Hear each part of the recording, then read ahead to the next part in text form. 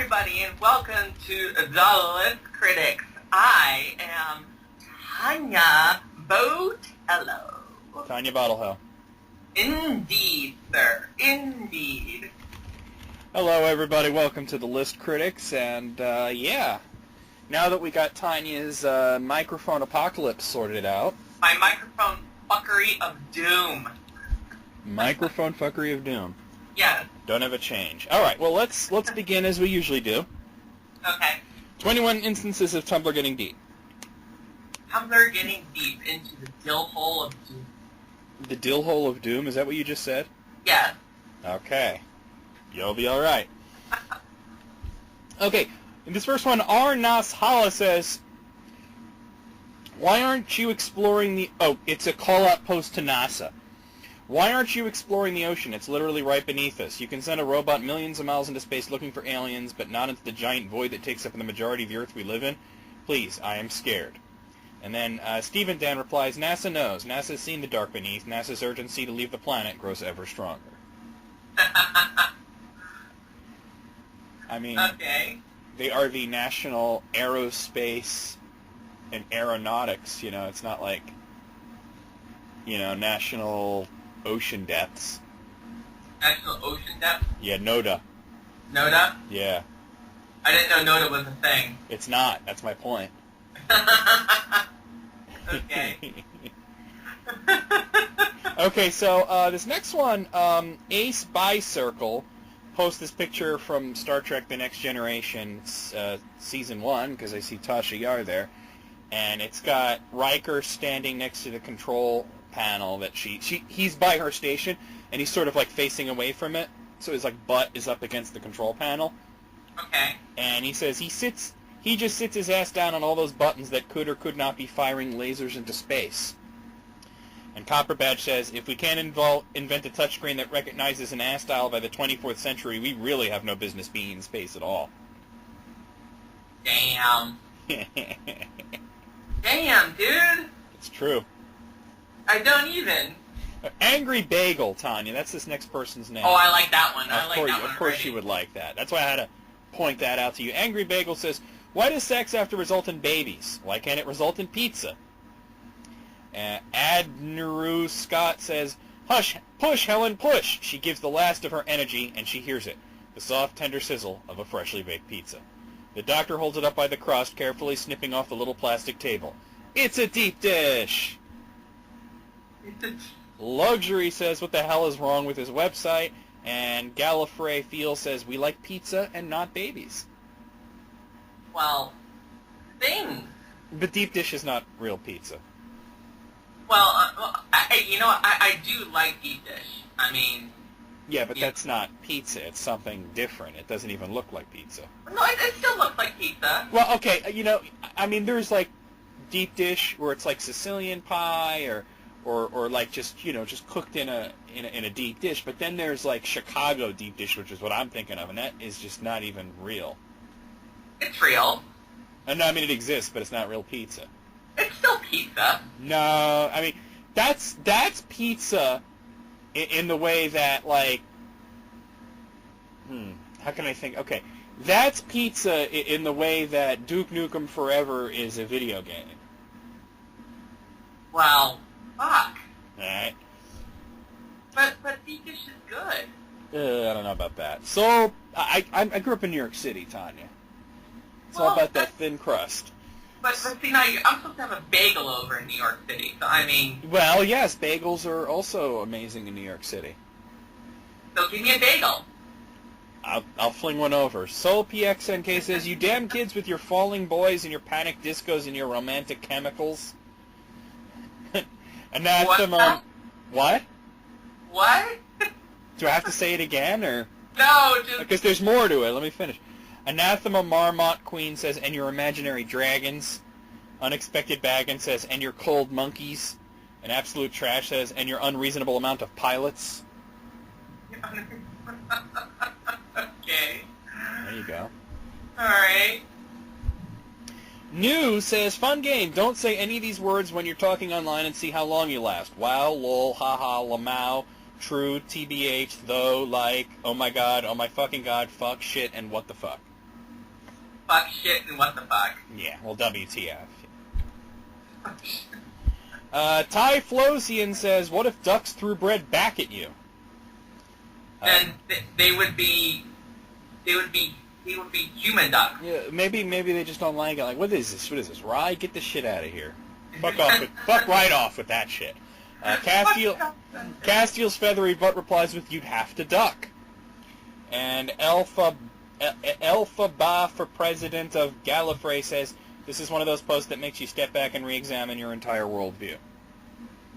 If only your worldview was like the end-all and be-all of people. I read a little anecdote on this site. It's not part of a list, really, but I want to share it with you, Tanya, about a guy, perhaps the father of all trolls in England, who was sitting at a train station, and there were a bunch of seagulls around, right? And he had his package of fish and chips, and he wasn't really eating it. He was just sort of sitting there, and then all the seagulls are watching him because they want it. And every once in a while, he'd throw one of the chips at them, and they, not enough to make them, happy, just once every few minutes, right? And they were getting kind of uppity about it, and they were getting closer, and pretty soon he had like 15 seagulls all around him. The train pulls up, doors open, people get on it, and right before the doors close, he takes the entire thing of fish and chips and flings it into the train, and then all the seagulls fly into the train just as the doors close, and pandemonium. And apparently the next stop was like a whole 10 minutes away. Pandelarium. No, that's not a word. It is now a word. No, it's not. Fine. Bronco Pet says, reasons that R2-D2 is the most relatable Star Wars character. Exactly 2 moods, grumpy snark and hysterical screaming. Needs his friend to explain everything he says, secretly planning to bring down the government, and easily mistaken for a trash can. Well, ding. Yeah. This next one doesn't have a name, but it says, seeing vigorous joggers at 6 a.m. Okay, we get it. Okay, get it. Mother says, friend, you look stressed. Me, haha, yeah, it's the stress. Well, that's usually what it is. Okay, yeah, that's usually Kido Yuto says, if I was a skeleton, I would just say that really rattles my bones in response to literally everything. That'd be the most irritating skeleton of all time. Did you know that you have just enough bones in your body to build a human skeleton? Really? Yeah. Well, you know why? Because we have bagels. Oh. This next name is see, this is why Tumblr names need a vetting process, Tanya. It's Barockin' Around the Christmas Tree. Barockin'? No, that's not real. No. Well, unfortunately it is. Very sad to hear about Donald Trump. Nothing happened to him. I'm just sad to hear about him. Okay, they've made up for their shitty name with their amazing post. Yeah, I like that. California says, texting me is like ordering something online because most likely you won't hear back for 4 to 5 business days. 4 to 5 business days. Garbage URL says, I get so offended when my body decides we're going to get sick, like I fed you a vegetable last week. How dare you betray me like this? Ungrateful. I fed you a vegetable last week. Like last week means anything anymore. Yeah, right. Yeah. I mean, it's already been pooped out. PVR, as Brian says, if you're going to date me, you got to be comfortable with a lot of casual silence because I just never fucking talk. Under Huntress Moon replies with, I swing wildly between never shutting the hell up and turning into a stump. And Fucked Up Knowledge replies with, I'll sometimes make a random-ass noise with no reasoning at all. Well, okay. You're just like, borp. Pork. Jenny Holzer says, what's trending right now, kids? And Nursery replies with, pain. Well, then. Pain is trending. I did not know that. How does pain trend? Upwards. Really? Invincibly says, am I the only one who looks at every grape before I eat it? Actually, no. I do that too. A lot of people seem to do that. Yeah, I do that too. I don't know why. You have an appreciation for the aesthetics of a grape? I don't know. I also do it too. I also do that to apple, too. Well, yeah. Like I'll just look at an apple before I take a bite into it. I don't know why. I have You're checking for worms. That's why. Maybe I am. Yeah, you're right. Jainamba says, I love not being in any Tumblr cliques and just being a hermit on the web, visiting each village on my travels. Oh, there you go. Dutchter says, why are my feet still cold when I have socks on? This can't be legal. But it is legal. They don't really believe it. You know, Tanya, I know we had the volume issues before, and you sound great, but you need to speak up a little. Oh, am I not, loud enough, or? No, well, just right there you kind of mumbled. Oh, sorry. Carl Cat says, it is a scientifically proven fact that once a group of people become friends, the tendency to make really foolish decisions skyrockets. And from this chaos, the mom friend rises, ready to keep everyone alive, armed with exasperation and common sense in spades. Okay. Well, I think they're talking about that one group, that one person in the group who's like the mom. Oh, you mean yeah, mother hen. The den mother, so to speak. The den mother, yeah. Okay, Maisie Williams, I don't think it's the real Maisie Williams, but it says, on a scale of Luke Skywalker to Jaime Lannister, how well would you deal with losing your right hand? And then they reply to themselves saying, or on a scale of Luke Skywalker to Jaime Lannister, how well do you deal with latent sexual feelings for your sister? Animated American replies with, or on a scale of Luke Skywalker to Jaime Lannister, how well would you deal with your dad being an utter bastard with unresolved issues about the death of his wife? And Laren Cersei says, or on a scale of Luke Skywalker to Jaime Lannister, how well would you deal with the fact that your nephew is a complete and total douche? Well, let's see. I'd probably... I don't have any idea what this Game of Thrones shit, but... I'd go with Lannister if it was me, but, you know. Oh, okay. That's not a good thing. No, because the Lannister always pays their debt. In Bed with Boy says, what the fuck are people doing when they're in the shower for 30 minutes? And Podenkas replies with, disassociating. God, help me. It's true, though. God. Sometimes you just want to zen out in there. People are weird. You get the hot... What, the people who say these things or the people who take 30-minute showers? Well, I don't know either or, because I can't do that. I take maybe 15 minutes off. Don't you ever just want to zen out in there and just chill? If I take a bath, but not a shower. I don't know. No, something about the falling water. It's not the same as a bath. All right, out of 21, Tanya, what say you? I say me. No, I'm... Okay, Beaker. No, I'm going to say 17. I'm going to say 15. Okay. I was less impressed with that particular grouping. But here we have 15 Twitter jokes everyone should read. L.O. Hell at L.O. Hell says, I saw a sign that said falling rocks, so I tried, and it doesn't. Why doesn't it? Because it hurts, usually. Okay. Do you get it, Tanya? Because it sounds like you don't get it. No, I'm going over that in my head over and over again. Falling rocks, like, yeah, falling really rocks. Oh, okay. Yeah. Okay. I didn't say it was funny, I just got the feeling that you didn't get it. Yeah, I was like, huh? Victor Weintraub at CP42 says, watching porn, I hope they stay together. Okay. Alrighty then. Gloria Fallon at Gloria Fallon 123 says, so much of being an adult is not clicking the send button.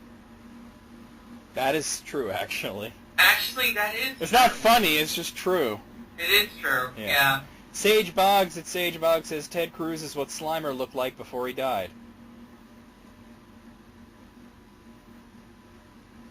I don't know about that. Maybe... I think Slimer looks more like Trump. I was going to say Slimer, yeah. Yeah. Kendra Albee at Kendra Garden says, Goth Valentine gift ideas. Red Veil, Dark Chocolate, The Dark Crystal and VHS, A Raven in a Dead Tree, and The Rain. That sounds about right. That sounds about right, yeah. Tara Shu at Tara Shu says, Boss, where do you see yourself in 5 years? Me. Here. Boss, excellent. Me, but dead. But the things. Oh, Tanya, what are you doing? I don't know. Eric C. a Dubstep for Dad says, Hillary, how does Bernie have more of the younger vote than me? It doesn't make sense. I'm hit, Bernie. Why do the teens call me Daddy? Yo, Daddy. I don't even get that one. I don't get that one either, man. Yeah. Jeff Lyons at Used Wig says, I have yet to meet a little kid wearing sunglasses who is actually cool. What? I don't know. Oh, I don't know what. That's so unfunny. It's funny. I can't even. I can't. Shira, you can't what, Tanya? You keep saying you can't what? I cannot even name the even. Oh my God, Tanya, don't give me a headache today. Sorry. Shira at Shiraselko says you can't have your cake and eat it too. People who don't understand what you're supposed to do with cake. Oh. I think the whole saying went over her head. I think so too. Yeah. Yeah, that was kind of. Yeah. No. I mean, the point is that if you eat it, you no longer have it. Right. Kashana says, dress for the job the aliens will give you when they land. What? What? These aren't even funny. All right, Quinn Sutherland at Real Quinn says, I wear a ski mask to bed, so if there's a home invasion, the intruder will think I'm part of the team. Okay, that's kind of funny. That's a little bit funny. A little bit, yeah. A little bit. Sean Gabay at IX Sean IXI says, if you listen to Rush loud enough, your car grows a wizard painting. No. That might have worked better with a different band, like if he said like King Crimson or something. I was gonna say King Crimson. Yeah, no, but not no. I mean, maybe if your car will grow like a maple leaf or something, but. A maple leaf. Nathan Usher at the Nate Wolf says, I hold my date's hand for the first time. Date, I've got butterflies in my stomach. Me, same. I ate a lot of butterflies before this. Ew. Hope at Hopi Can says, let your partner know the sex was great by dumping an entire cooler of Gatorade on them afterwards. Tanya, what are you doing? Tanya? Do you hear me? Yeah, I hear you. What the hell was that? The hell was what? The heavy metal that was just playing? Really? You heard that? Yeah, I heard that. What are you doing? Oh, that's so weird. You're not going to tell me, are you? What are you doing? No, I was just, I just clicked off of the video and it automatically played, but like, you couldn't have, how could you hear that? It was through my speaker. I heard it. It No, was like, loud my as fuck. It was through my headphones, though. It was loud AF, Tanya. So Everybody heard it. You'll Right. hear it when you listen to List Critics. So that means you could hear my system sound. Oh, that's so weird. Okay, anyway, well, could we just concentrate on what we're doing? Yeah, sorry about Okay. that. I had to set that up. Sorry. So anyway, Hope and Hopi Can says, let your partner know the sex was great by dumping an entire cooler of Gatorade on them afterwards.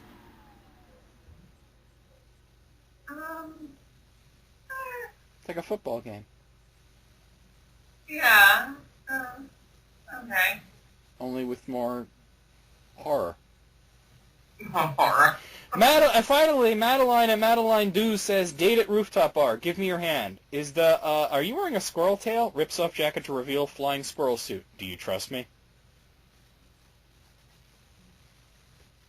Eh. This was a particularly rancid set of Twitter jokes. Yeah. I'm going to give it a 2 out of 15. I'm gonna give it a 1 out of 15. What the hell was that even? I don't know. Oh my god. Alright. I don't know. It is serious Halloween. Oh shit, oh Oh, crap. don't start with that. Okay, I got this next one that I have specifically for you, Tanya, Okay. because you're a person of the gayness. Okay.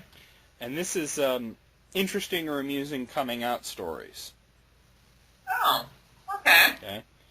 So, I mean, I know sometimes coming out of the closet for people who are on the LGBT spectrum can be kind of painful, but sometimes it's really funny. True. or just interesting in some way. So, let's see, how many of these are there? I think there's 15. Let's start with, we'll start with number 1, apparently. Okay.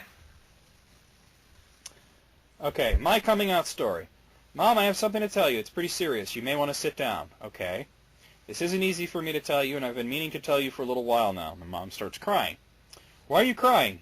You don't even know what I'm going to say. Because I'm too young to be a grandma. What? You're going to tell me you knocked up some chickie babe up, and I'm not ready to be a grandma. How could you be so stupid? Mom, I didn't get a girl pregnant. I'm trying to tell you that I'm gay. What? Well, oh, thank God. Gives me a hug. She was so relieved that she wasn't going to be a young grandma that she didn't even care that I was gay. That's pretty funny. I love the build-up, and then it's just like, oh, thank God. She just didn't want to be a grandparent just yet. She's like, I don't care if you're gay, just I don't want to be a grandparent. Okay, so this one's texting her friend, all in caps. I may have just accidentally came out to my entire family in the worst way possible. My grandma was saying how gays are going to hell, and I didn't want to deal with it, so I started to leave. My cousin asked where I was going. Hell, apparently. What have I done? Well. Ooh. You gotta know that. That's almost like a mic drop, though. Don't regret that. That's awesome. That's like saying, yeah, you're right. It's like a mic drop. Yeah, that's amazing. Don't regret that. I mean, she's freaking out right now, but don't. All right. This is a pussy. I told my mom, and she cried, and then told my dad, and then she cried for the rest of the night, and in the middle of the night, I heard my dad yell, God damn it, Lori, who cares if he likes it up the ass? Why is that music so much? It's funny because he automatically assumes the kid's a bottom, too. Yeah, I mean, there's quite a few gay men out there who are not bottom. Well, I mean, I would have to assume so, otherwise nobody's going to be doing nothing. Yeah, you know? Okay, so this is maybe the most clever way to come out on Facebook. This girl posts, first one to comment is gay, and then replies to her own post saying, hello, friends, I have something to tell you. Oh! That'll do it. Well, that's one way of doing it. Yeah. Okay. All right. So this is a text between a guy and his father. He says, Dad, I'm gay. And the dad says, I had sex with your mom. And the kid says, huh? And dad says, I'm sorry, I thought we'd switch to saying things that were stupidly obvious.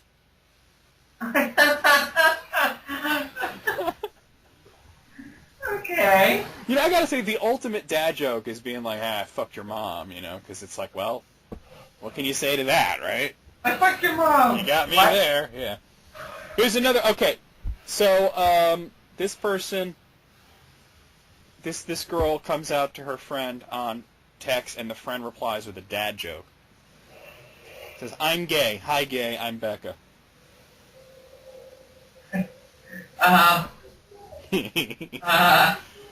Okay, so this isn't a coming out story so much as it's it's one of those surveys that somebody really didn't look over too well, because it says sexual orientation. Please identify your sexual orientation.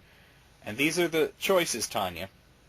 Bisexual, gay man, gay woman / lesbian, Chinese, heterosexual / straight, or other.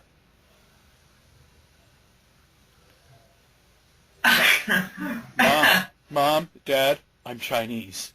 I'm Chinese. I mean, what the hell? Somebody typoed real bad there. Chinese.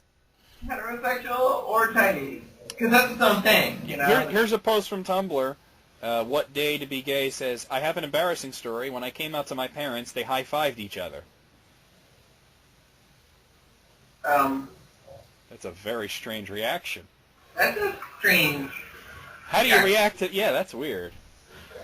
Like, I've never even heard of that before. Okay, so... This is a girl coming out as a lesbian to her parents, I guess at the dinner table, right? Okay. Dad says, I like cranberry sauce, and the girl says, I like vagina. And then the stepmom's mother says, oh my God. And Dad says, damn it, Courtney, all I wanted was cranberry sauce. Wait, this keeps going. So the stepmom's mother says, oh my God, you are so repulsive. The dad says, "Oh my God, who cares if she likes vagina? If I don't get my cranberry sauce, somebody's going to get hurt." But she can't Grandma pass the sauce. That's amazing. That's great. You know, that reminds me of, did you ever see American Beauty? Yes. Remember when the mother and the daughter are bickering, and poor Lester, all he wants is the goddamn asparagus? Yes. And he eventually, like, throws the plate against the wall just to get their attention? Mm-hmm. That was great. It's actually kind of a scene like that in the United States of Terror, too. In the what? United States of Terror is a TV show. Okay. All right. This is the girl is outside with her dad who's grilling, right? Okay. And the girl says, "I like girls," and the dad says, "Seriously?" She says, "Yep, I have since the hormones kicked in." That says, "Figures, but the no sex in the backseat of your car rule still applies." She says, "Okay. Do you think I should add more barbecue sauce?" Well, that's pretty chill. Yeah. Back to the task at hand, you know. Yeah, I was like, okay, by the way. All right. Yeah. But more importantly, barbecue sauce. Well, because barbecue sauce is more important, obviously. Yeah. Okay, let's see. How I came out to my mom. "Mom, your teeth are so straight. Haha, yeah, too bad I can't get braces on my sexuality. Am I right?" And the mom says, "Are you trying to hint to me that you're gay?" "Pretty much." "Oh. So, have anything to say?" "You have an orthodontist appointment next Wednesday, so I'd spit out that gum if I were you. But it's watermelon." "Oh, continue."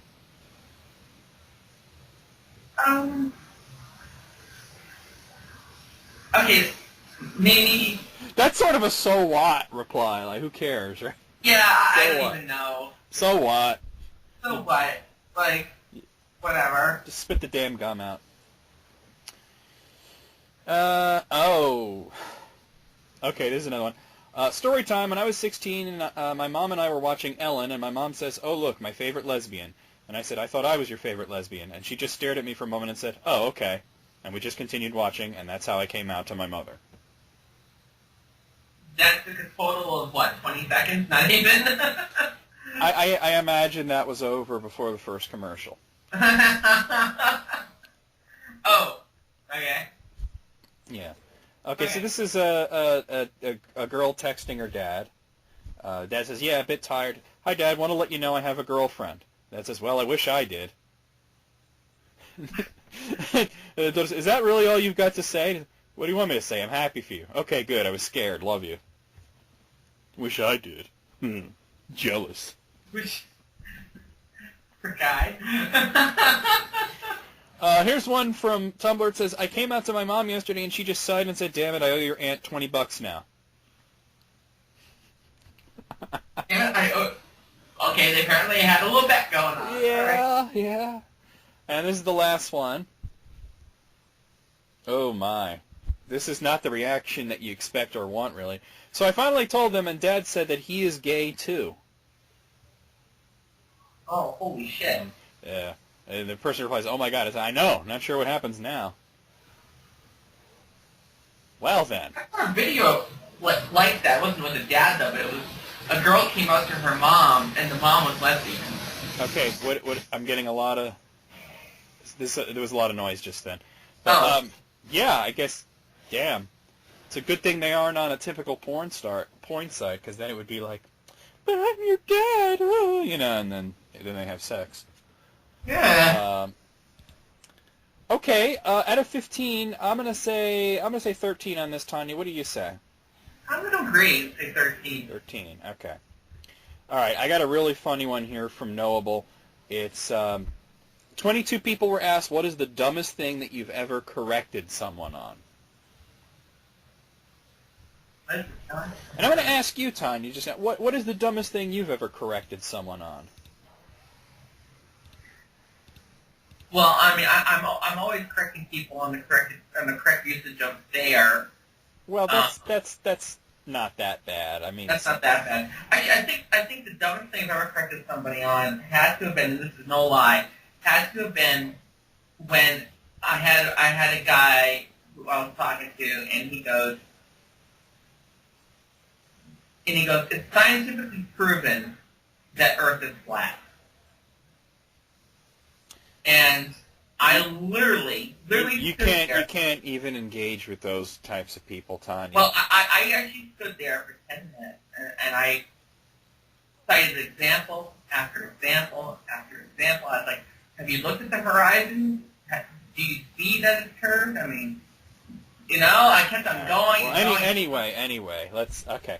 Number one, that it is called an ashtray, not an ass tray. He didn't believe me, but had sound logic. He said, but why are they called cigarette butts? God, Wow. God, help me. Number two, that it was World War I and World War II, not War I and World War II. I'm losing brain cells here. You're going to lose a lot more. Number three, that black people in Africa are not African American. See, that's the reason I don't like the term African American. Because what would you call a black person in Africa then? Just African? But then what would you call a white person in Africa? An African. Yeah, exactly. So that's why African American is a poor distinction. I mean, think of it this way, Tanya. What if you have a white African who lives in America? They're African American, correct? Well, they would be in this. I mean, personally Yeah. speaking, I hate African American. I would just call It's them not American. a no. They It's not a good. It's not a good phrase. There's so many reasons why it doesn't make sense. Number four, I had to explain that no, the refrigerator light will not heat up and spoil the food near it. See, it turns off when the door is shut. Yes, I am sure. See this button? Yes, the door makes the light go off by pushing in this button. She took the light bulb out anyway, just to be sure. This was my sister-in-law.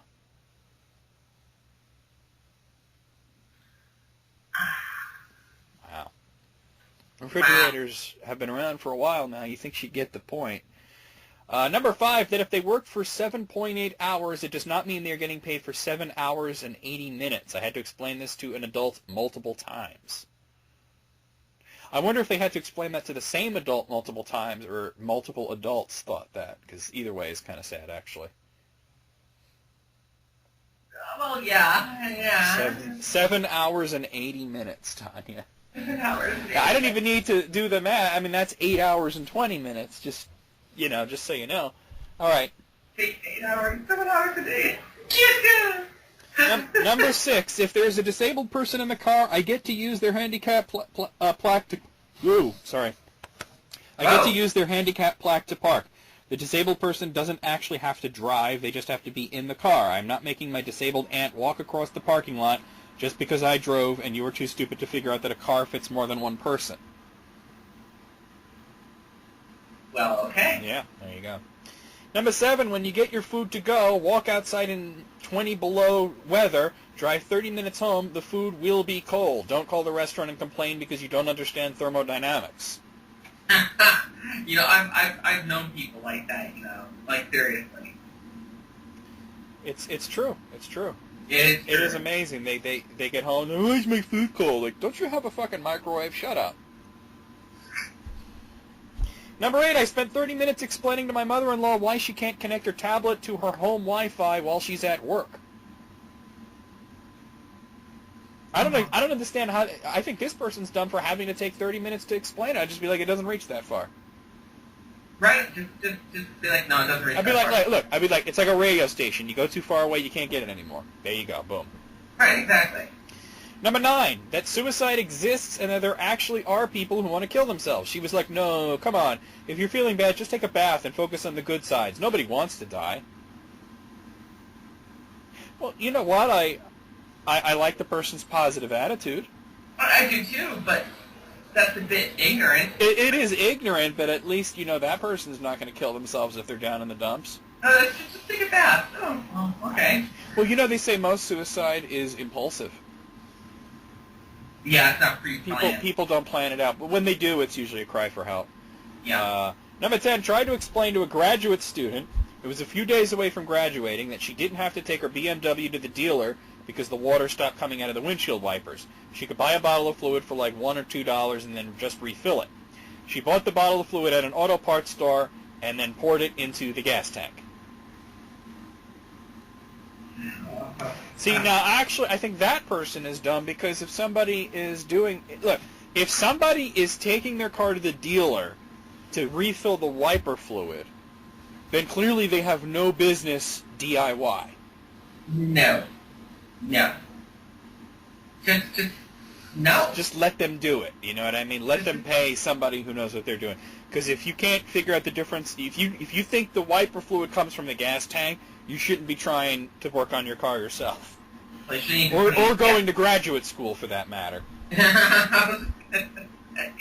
Number 11, last week during dinner I told my 23-year-old recent college graduate brother that I was planning on making pickles when we got home.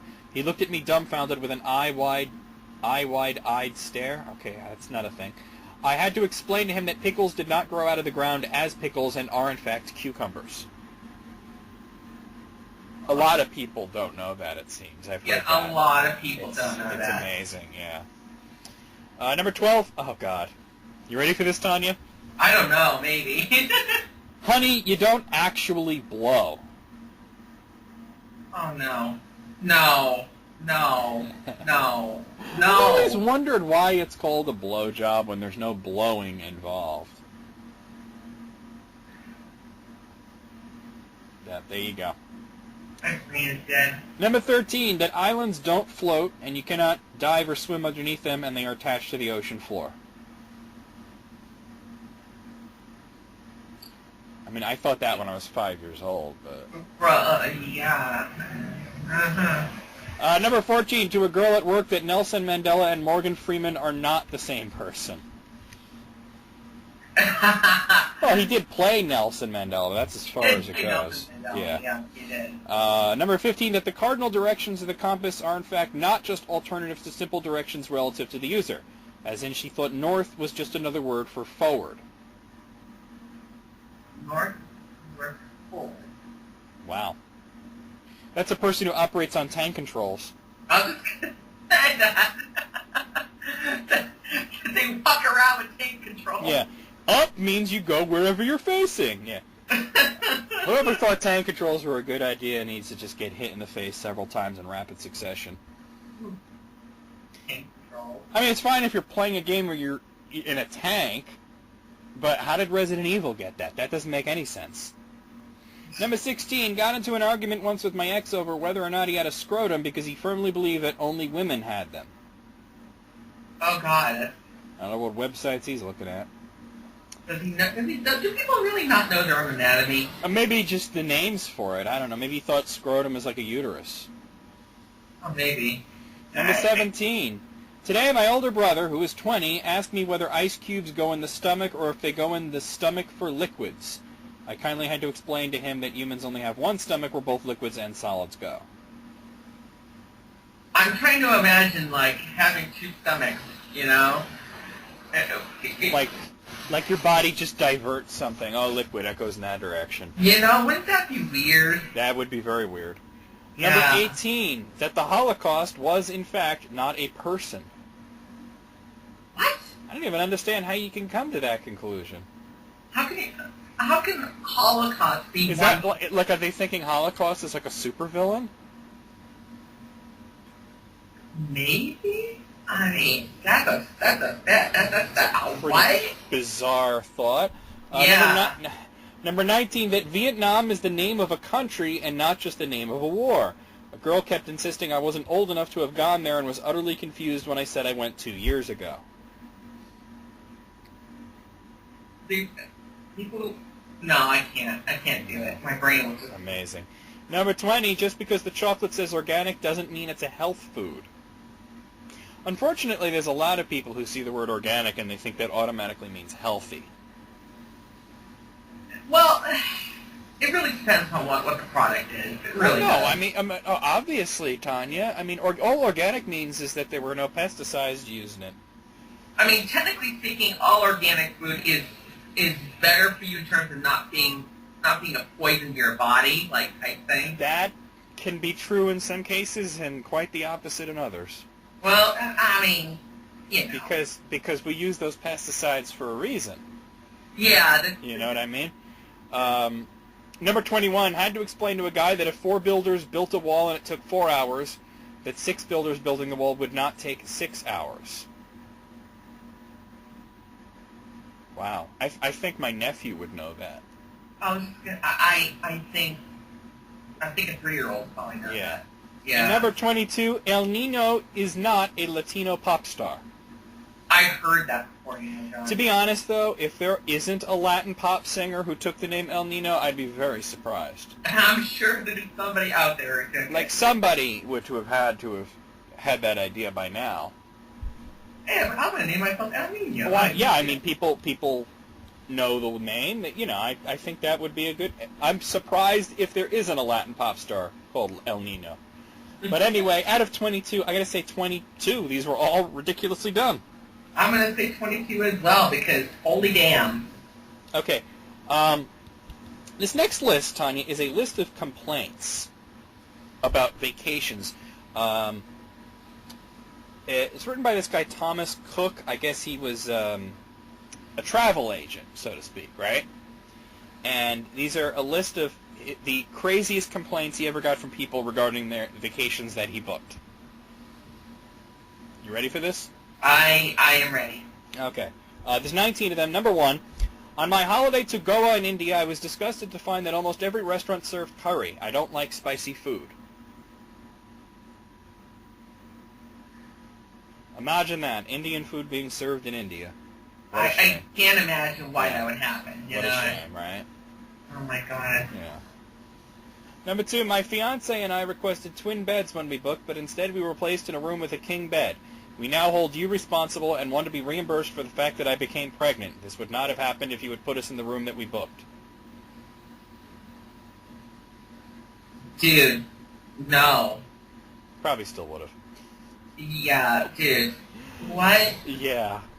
By the way, this is in the UK, so I want you to imagine British accents with all these. I'm not going to do it, but... Oh, that's going to kill me. Yeah. Number 3, we went on holiday to Spain, and I had a problem with the taxi drivers as they were all Spanish.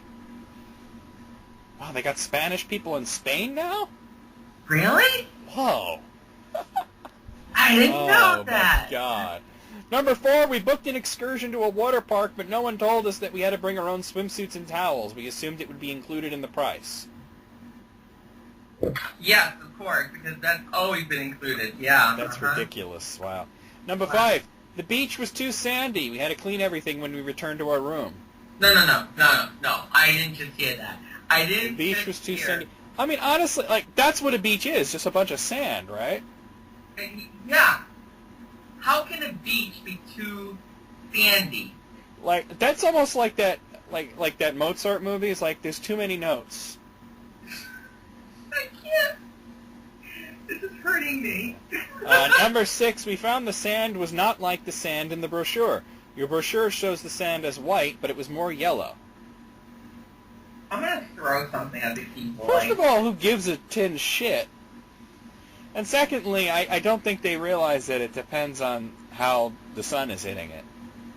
It looks more yellow. Like it matters. Who cares? Yeah, right?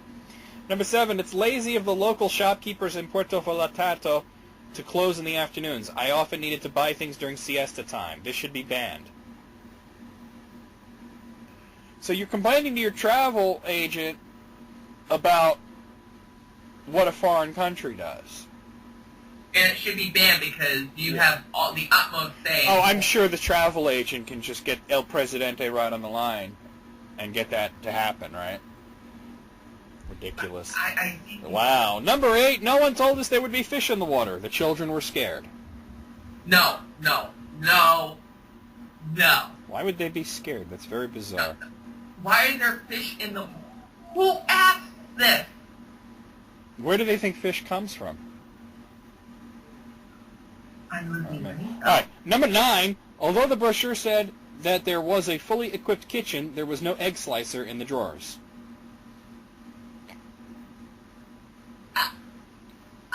Okay, alright, maybe I'm the idiot here, but what the hell is an egg slicer?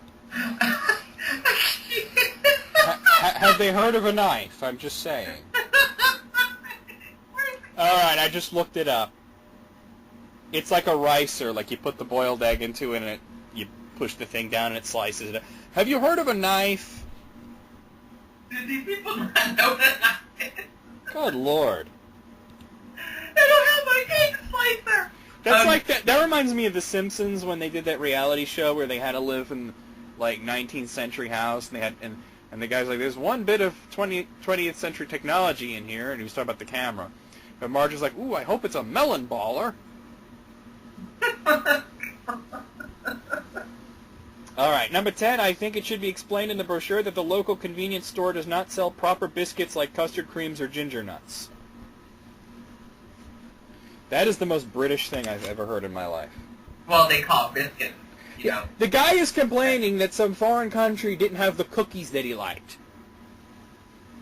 Because they're supposed to stock everything that you like, you know. Like I said, that is the most British thing that I've ever heard of.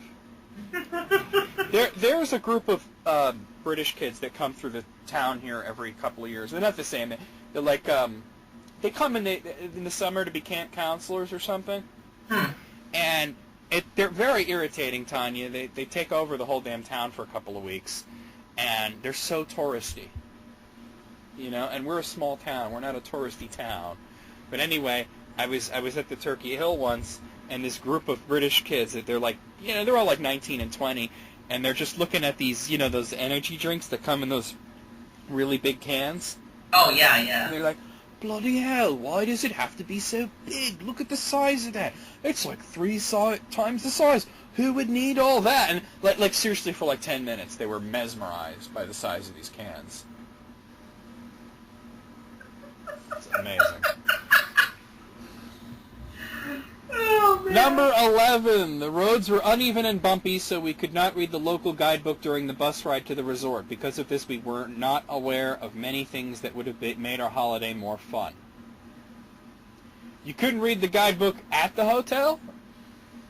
No, because that required thought. No. Number 12. It took us 9 hours to fly home from Jamaica to England. It took the Americans only 3 hours to get home. This seems unfair. Well, because they haven't invented warp drive yet. Not yet. I mean, you know, Jamaica is closer to America. I just wanted to point that out to anybody who doesn't know. If anybody's listening and doesn't know that, please hit yourself with a large, heavy object. Yeah, geography, basic geography here.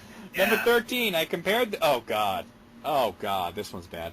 I compared the size of our 1-bedroom suite to our friend's 3-bedroom, and ours was significantly smaller. Well, it had 2 less rooms, so I would imagine so. I'm losing brain cells. Wow, you're going to lose more. Number 14, the brochure said no hairdressers at the resort. We're training hairdressers, and we think that they knew and made us wait longer for service. No. No. Oh, boy. Oh, my God. Number 15, when we were in Spain, there were too many Spanish people there. Wow, again with this. The receptionist spoke Spanish, the food was Spanish. No one told us that there would be so many foreigners.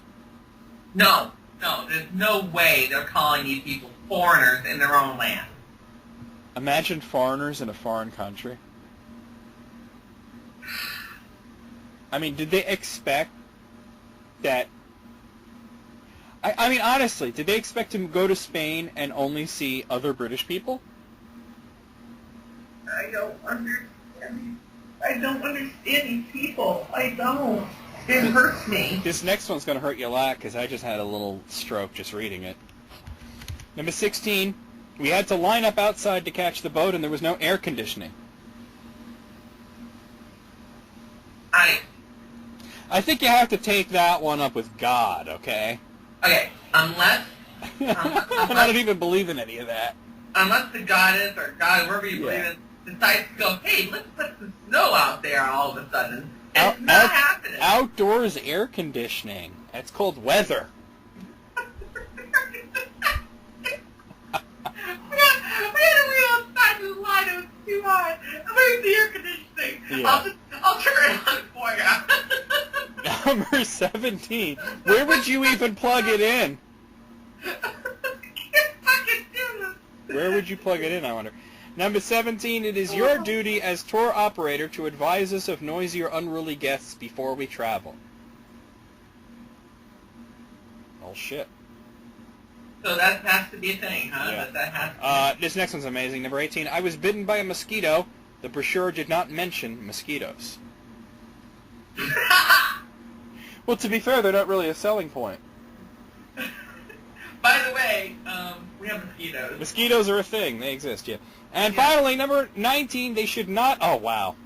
They should not allow topless sunbathing on the beach. It was very distracting for my husband who just wanted to relax.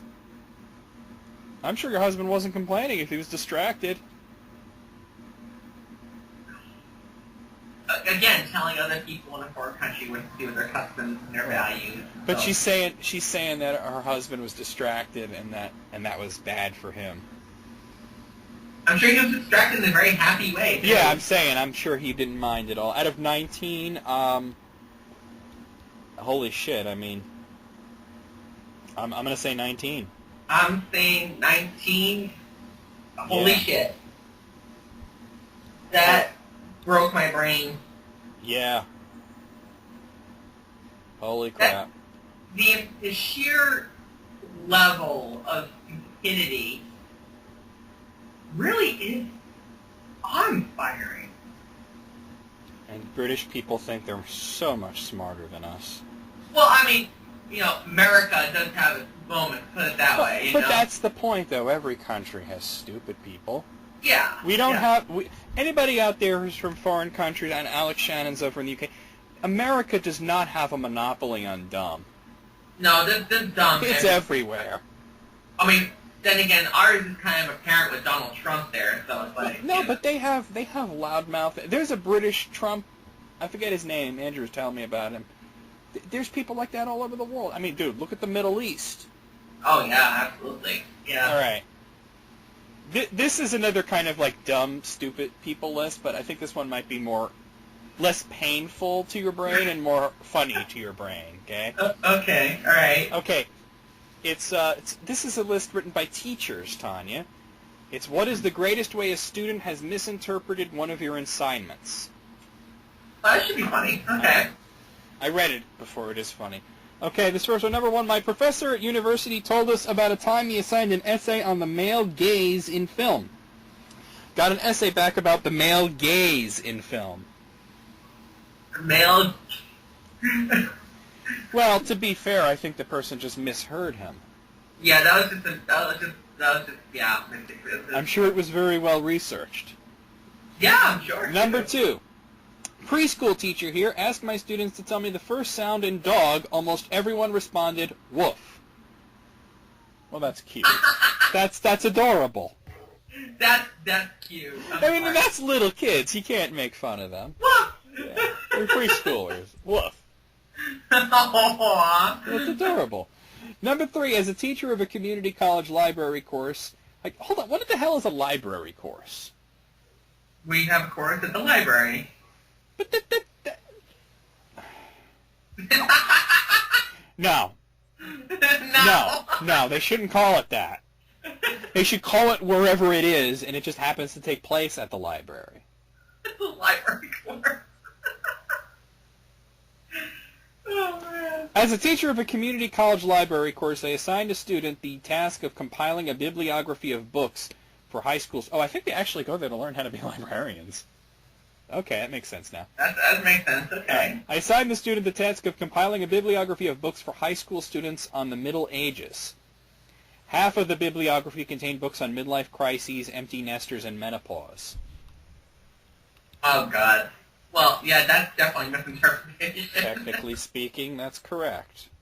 Technically speaking, Yes. but... You are technically right, the best kind of right there is. Number 4, not a teacher, but as a student, we were asked to write a paper for English class using the writing style of an author of our choice. I chose Machiavelli. I turned in the entire paper in Italian. Okay, that's a troll right there. Considering it's English class, I'm sure you failed. Yeah, I'm sure that was an F paper right Yeah. there. Number 5, in the debate class we had to debate euthanasia. The kid who was supposed to argue for it went first. He started talking about how necessary it was and how terrible it was that we didn't use it more before. He was giving all these examples of people that needed to be euthanized. People who needed amputations, people with cavities, people with cavities, babies. It became very clear very quickly that either this kid was a monster or he was talking about something else. Anesthesia. The teacher asked him, Charles, are you talking about euthanasia or anesthesia? The kid replied, I have made a terrible mistake. Made a terrible mistake. Hey, he owned up to it, right? Oh, man. No, my friend, you made a hilarious mistake. If I was recording it, too, oh, it would have been great. Oh, you'd have been on the floor rolling. Oh, yeah. You'd have had a heart attack from laughing too much. I have made a terrible mistake. It's been a terrible mistake. Oh. Number 6, not a teacher, but in my computer science class we were learning about making graphics in Java, and we were told to try to make a checkerboard pattern.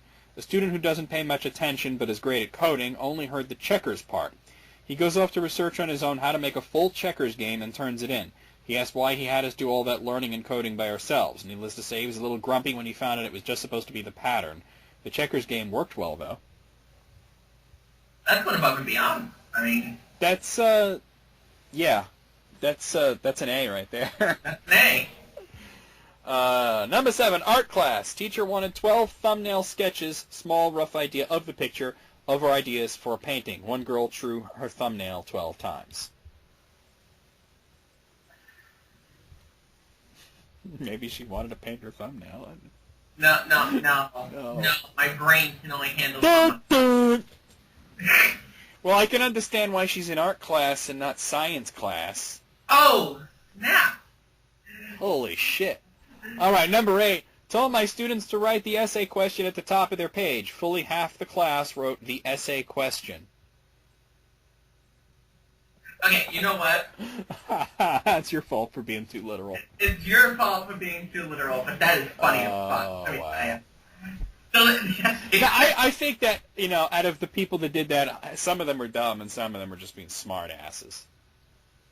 I want you to write the essay question at the top of the page. The essay question. This next one's amazing. This is a long one, Tanya. Okay. But this is amazing. I was the student, unfortunately. Took an intro to theater class in college. The professor randomly assigned us theater-related topics and dates for individual presentation. Mine was minstrel theater. Only I wasn't yet familiar with the word minstrel, so I thought he said menstrual, as in menstruation. Okay. This is going amazing places. I thought the topic odd, but who was I to know? I knew a little of theater, and for all I know, there was an entire genre of plays about menstruation. So I put the project off until literally the morning of the presentation. It was a 10-minute oral presentation with no sources required, so I figured I'd do a quick Wikipedia read, memorize a little speech in no time. I was surprised to find very little on the subject. My most common results were references to the vagina monologues, which wasn't great, but it was something. I guess that would be menstrual theater, huh? Yeah. My name is called to the front of the class, and I announced my presentation on menstrual theater. The most famous play in menstrual theater today is probably the vagina monologues, I begin, and I notice my professor looks horrified already, but I continue. I summarize the vagina monologues and still have 5 minutes left, so I go into a speech about the importance of menstrual theater to women's rights for obvious reasons. I finish and sit down, and the professor walks silently and confused to the front of the room. Your topic was minstrel theater, he says. Right. Then why in God's name did you spend your entire presentation talking about the vagina monologues and women's rights? I'm turning red, and the whole class is looking at me, and I say, it was a tough topic. That was the only play I could find that mentioned anything about menstruation. The professor was silent for a moment, then it clicked, and he burst into level crazy person laugh. I'm surprised people weren't laughing throughout the whole thing. I would be on the floor. I would be on the floor laughing. Okay. That is hilarious. This next one actually inspired a Zombie Sneak Attack song. Several years ago, my high school teacher was teaching an English class and a paper was due. He reminded his students to make the titles of their papers interesting. Sure enough, he received a paper entitled Teenage Ninja Sluts from Hell. The body of the paper was perfectly appropriate and academic. He subsequently reminded students to make their titles interesting and relevant to the subject matter therein. Teenage Sluts from Hell. So I made a Zombie Sneak Attack called Teenage Ninja Sluts from Hell. Teenage Ninja Sluts With from 3 Hell. exclamation points and all in caps. You know what's amazing is that if you think about this, Tanya, that guy got clickbaited on a written paper. Oh, holy shit, yeah, he did, didn't he? Yeah. Number 11, not a teacher, but I had a teacher tell me in a 12-page assignment needed to be in type print. Now, I've never heard of this reference to as typed, so I just assumed they meant printed in a manner so exact that it looked typed. So I ended up handwriting the whole thing as meticulously as possible that it looked typed. I was so proud of myself until the teacher told me no, he meant typed. That she should, I mean, honestly, she just should have said Titan. You know what I mean? Yeah, who the hell says tight print? What is this? I don't know who says tight print. What are they, riding a cotton gin to work? What? What? Fucking Eli Whitney here. Eli, what do you come up with this shit? It just seems like something like Mr. Burns would say, you know? Folks, we have Eli Whitney on those critics. Oh, my. Oh, my God. Okay. Number 12. For a professional writing class, I had an assignment where I had students set up a professional website using Wix. One of my students somehow got it in his head that the website was supposed to be a fictional project and not actually about them, so he made a professional website for a cat named Mittens, including a fake professional profile and resume. Skills include laying in the sun and knocking things off of countertops. He was really embarrassed when I told him the website was supposed to be about his professional experience. Maybe he's a kitty. Meow, meow, meow. All right. The next one is another long one, but you're going to be happy about it. Okay. In high school English, we were reading Shakespeare's Merchant of Venice. One of the central themes of the book was about class wealth struggle. Class struggle, referring to wealth struggle. The teacher asked us to write a weekly short essay with a viewpoint from a different class. A friend of mine who always pays half attention ended up turning in a paper from world history class on a semi-related subject. Oh, God. The funny thing is he got the paper back with a check mark, meaning the assignment was complete. This info spread across the class, and people started turning in a few random papers to test the theory that the teacher wasn't actually reading the assignments.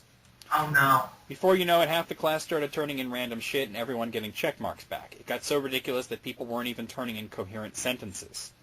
No way. This went on for nearly 2 months until one day the teacher was about to give the graded papers back. She noticed one of the papers wasn't quite right.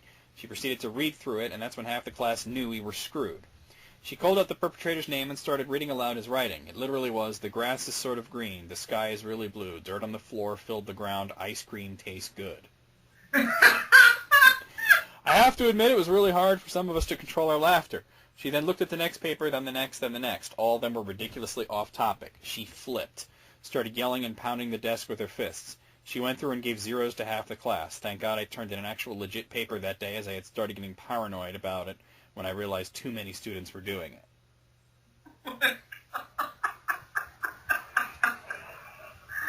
Hey, it's her fault. Shit. It is really, yeah. I have a semi-related story from junior high. I believe it was the 7th grade. It might have been 8th. We had this one math teacher, right? And one of the girls in the class said that she saw a pile of our homework assignments in the trash one day, right? Okay. And the idea was that he would give you homework, and then he would just dump them in the trash, like he wasn't really checking it, So people started to test this theory by not handing in the homework. And it worked. He wasn't checking them. He would collect the assignments. He'd say, "Pass your homework to the front," and then once we were out the door, he would just get rid of them. He didn't care, And the word started to spread. So pretty soon, very few people were actually doing the homework. And he noticed it because he noticed he wasn't getting as many papers as he was. So he started to say things about it. He's like, "I know some of you are not doing the homework, and you need to check because I'm going to check it, and this and that, and you'll get a 0." But he never actually followed through on it. Seriously? By the end of the class, he was getting like 2 or 3 pieces of paper. And bitching about it, but never actually having the follow through to do anything about it. So he bitched about it but never did anything about it. Exactly. That is one lazy mofo. Yeah. Number 14, not a teacher, but when I was in grade school, I had basic math problems assigned to take home. My parents did not speak English, so I would do my homework as best I could. The question would ask, what is the difference between 8 and 5? Instead of answering 3, I would describe that 8 was bigger, even, and had more circles, while 5 was odd and smaller. I don't remember who or when someone corrected me. Well, I mean, sometimes if English is the second language, I can understand how they'd come to that conclusion. Yes, but that is pretty funny, though. That is funny, yeah. Number 15, in first grade, we were assigned to go home and answer a few questions on loose leaf. Not knowing exactly what that was, I wandered around the woods near my home searching for leaves big enough for my writing. Okay, this is cute. My mom's reaction when she asked why I was writing on leaves was priceless. I'm sorry, that's adorable. That's that is pretty funny. Cute. At least that's first grade and not like high school, you know what I mean? Number 16, I had one particular class which was very literal, and I was cracking down on homework being late. I said, this assignment is due on Wednesday, so to get full credit, email it to me before Thursday so that I can start grading it in time before we meet again. One student asked what time it should be emailed, so I said by midnight. He said midnight would be Thursday. Fair point. So I clarified 11:59 p.m. would work. Another kid said he'd be in Arizona, another time zone, and asked what he should do. I smiled and announced 11:59 p.m. Pacific Standard Time. This should not have been a time crunch for anyone. This one girl emailed me on Wednesday night at 11:21 p.m. saying, here it is, sorry it's early. I stayed up an extra 2 hours waiting for 11:59, but I'm just so tired and my dad wants me to go to bed. Thanks for understanding.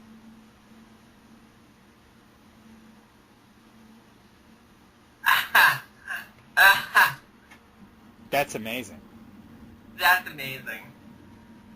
I don't have any words. I have no words for that either. Number 17, this happened in my first or second grade class. We were given black construction paper and chalk and told to make a skeleton on the paper with the chalk. One of the kids started having some difficulty with the task, and the teacher, along with the rest of us, realized he was gluing chalk in the shape of a skeleton onto the paper and had run out of chalk pieces. I'm not taking it literally, huh? Well, I'm sure it looked okay. Very bizarre. Number 8, his was in 3D, that's all. Yeah, there you go, you know. Number 18 was was a teaching assistant for a food and culture course. One of her assignments was for students to go to an area where people were interacting with or eating food with other people and basically make some observations and answer some questions from a worksheet about people's behavior and its relevance to human culture. One student completely misunderstood the point of the assignment and ended up, as far as I could tell, observing 2 potatoes for over an hour. The first half of the assignment was describing these observations. The second half was an answer to the final question of the assignment, which was something like, say you got funding to investigate the relationship between people and food further, what would you study? For this answer, he ended up copying and pasting the description of a YouTube video on potato life hacks. Why'd you get potato?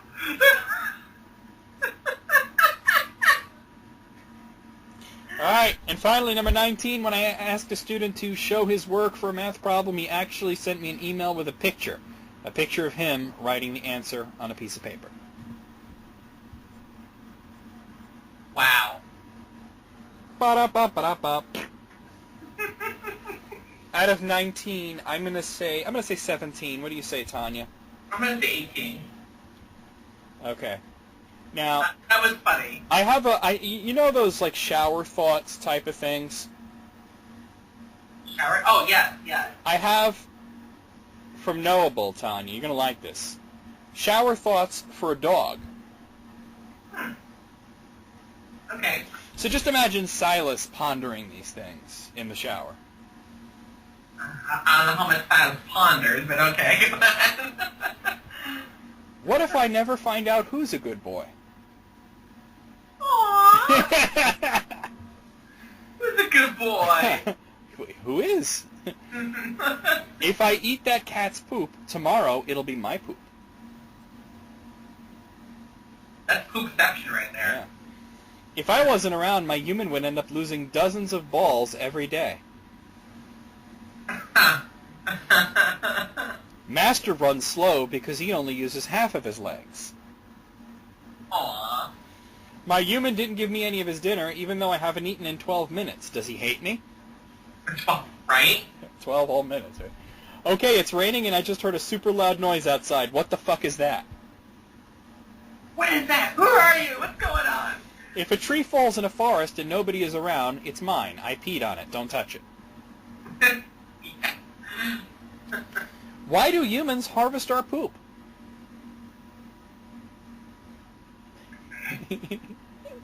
Guys, Mom just gave me a bath and I thought I was dying, but I'm not dead, and now I look at how fast I am. It's so true. You ever give a dog a bath and then they just start darting around the house? Yes, I also do that all the time. Why do they do that?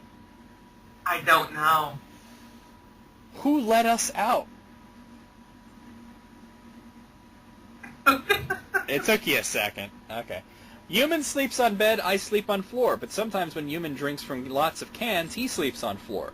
Maybe if I drink from the cans, I can sleep on the bed. Well. Master just tied me to a tree. Now I'm a human. Tree is dog now. That's cute.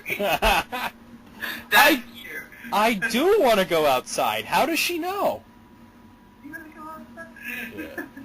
Life is like a car ride. Sometimes you go to the vet, sometimes you go to the park, and sometimes you don't know where you're going until you get there, so just enjoy the ride. Yeah. My human said I am 6 today. I'm Susie, not 6. Cute. Oh boy, oh boy, oh boy, the pizza crust man is here. Oh, I'm always doing pizza crust style. It's cruel to eat pizza in front of a dog and not give them a crust. You have to give them crust. Come on. Even though I like to eat the crust, if I'm around a dog, I give them a crust. Oh, me too. I have to give solid crust. I have to. I haven't been naming these. There's 20 of these. Squirrels are just tennis balls thrown by God. They probably think that, like, for real.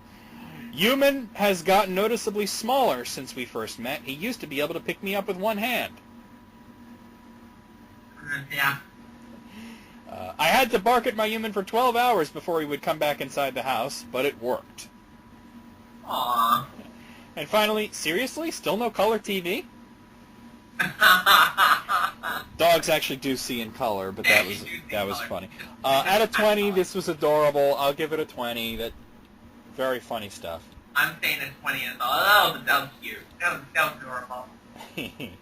Okay, now I have something kind of similar, but it's something it's the best thing they've ever heard a child say. Okay. Okay. All right. Number 1. How many of these are there? 16 of them. Number 1. A fart is just your poop turning to dust. Okay.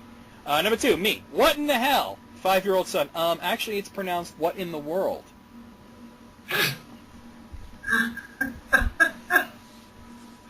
Okay. This next one's amazing. Number 3, my 3-year-old niece walked up to me with a pitifully sad face. When I asked what's wrong, she replied, I have a crack in my butt. Poor girl. We all do, honey. Yeah. We all do. Yeah.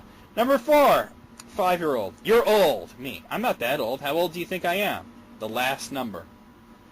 The last number. Googleplex. Googleplex. Which is not the last number, but there you go. Number 5, Mommy, I can't find me, my 3-year-old daughter during a power outage. I can't find me. Wow. I don't know where I am. I like this one. My uncle took his son out to dinner one night, and they ran into my uncle's boss. Uncle says to his son, Son, this is Daddy's boss. The kid gets this look of absolute rage on his face and declares, You're not my daddy's boss. My mommy my daddy's boss. Oh, snap. I love the fact that he was pissed off about it. And my mom's my daddy's boss. That's right. Number 7, after the usual machine gun-style question and answer session with my 5-year-old, my wife asked her why she asked so many questions. Her response, well, I don't know anything. Oh, jeez. Well, it's true, right? That's funny. Yeah. Oh. Oh, dear, what is going... Oh, this is my dad calling me. Hold on a second. Hello? Oh, hello. What's up?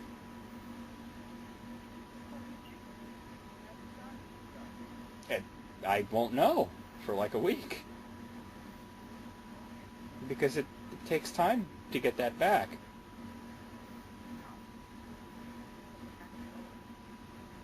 I've been going every Thursday. Yeah. Yeah, it's not fun.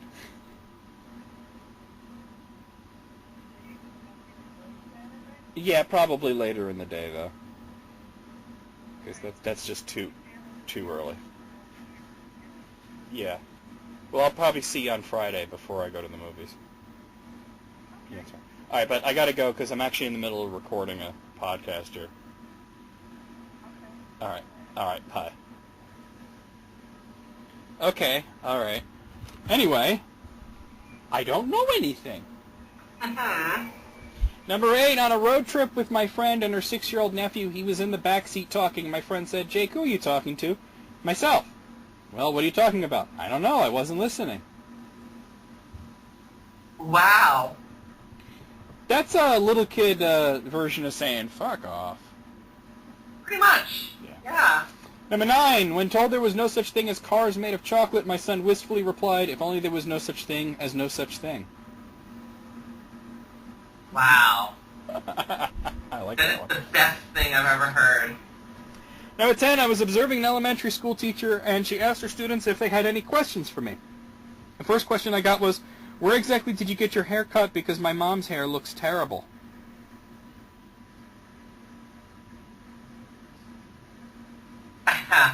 So they wanted to find out where they got their haircut so that they could recommend it, I guess, to their mom. To their mom, yeah. Number 11, boogers are poop from your nose, so I don't eat them. No. Wow. Number 12, when driving home one day, my niece sighed and said, "I knew the dinosaurs would come and get me someday. There were 2 large cranes working on a bridge." I knew the dinosaurs would come get me. I love the sigh of resignation, like she's not scared, just like, "Oh, here they come." The dinosaurs would come get me someday. Why do I find that funny? Firefox is locked up on me. Why? I don't want... Why? Why indeed? I could Why? read this next one, but I can't currently scroll down, so I'm just going to read this and hope that this unfucks itself soon. Number 13, we teach our girls a word a day. When they were 2 and 4, the word of the day was obtuse. At daycare, the 4-year-old tells her teacher to come slide with her. Her teacher said that she wasn't allowed to slide on the slide.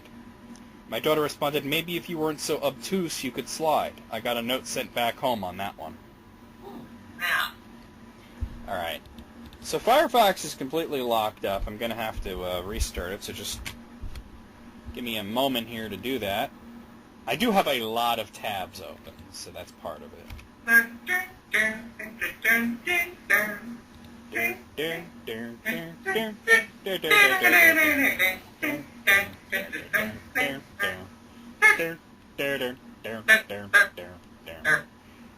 meow, meow, meow, meow, meow.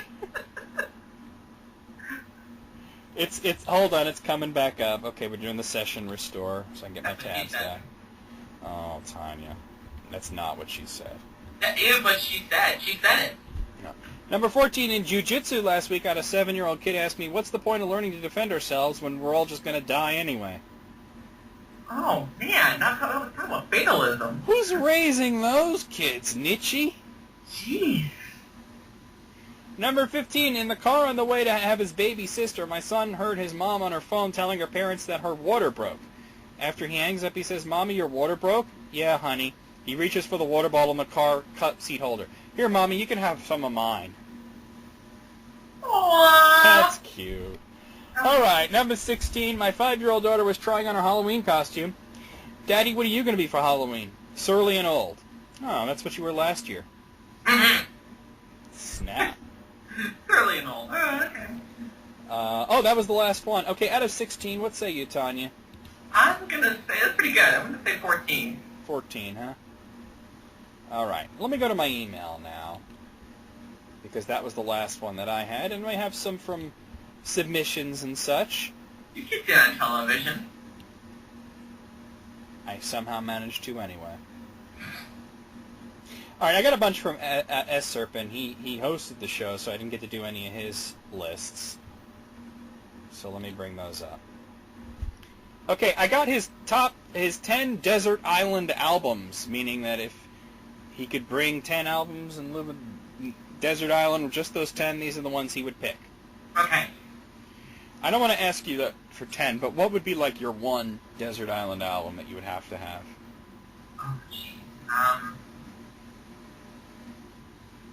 I would have to say Should be an easy answer. Oh God. Well, I have two favorites. Just one that you couldn't live without. Come on, live without. Honestly, I think I'd have to go with Metallica.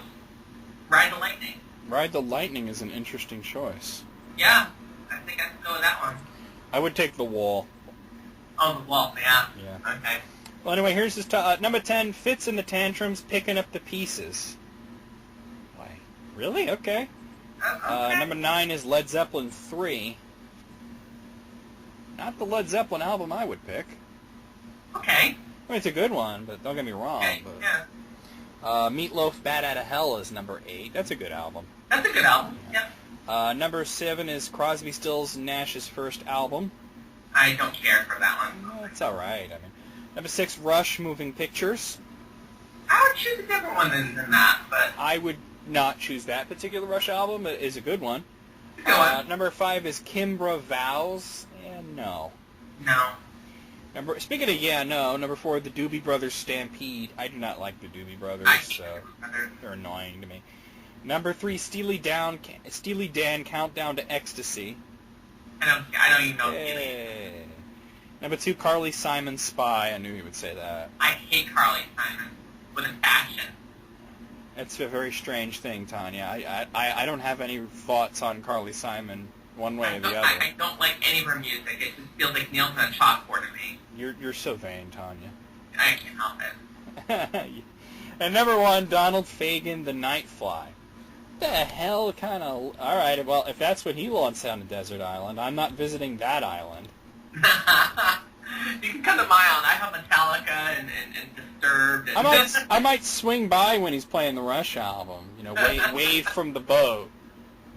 Out of 10, I'm going to give this well, it's his personal taste, so I'm going to give it a 5. What do you say, Tanya? I'm going to go a little bit higher and say it's... All right. Okay, I also have his top 25 favorite Angry Video Game Nerd episodes with a quote from each one. Okay. Number 25, Friday the 13th. What if there was a sequel? The screen would have to say something worse. You're going to hell, live with it. Number 24, Wishlist Part 2. They pulled through. Oh my god, they made a game that's not shit. Oh, yeah. That was, Maximum Carnage. Maximum Carnage, yeah. Number 23, chronologically confused about bad movie and game titles. It's like making a sequel to Forrest Gump and just calling it Forrest. Yeah. You know what's funny is, Forrest Gump was based on a book, and there was a sequel to the book.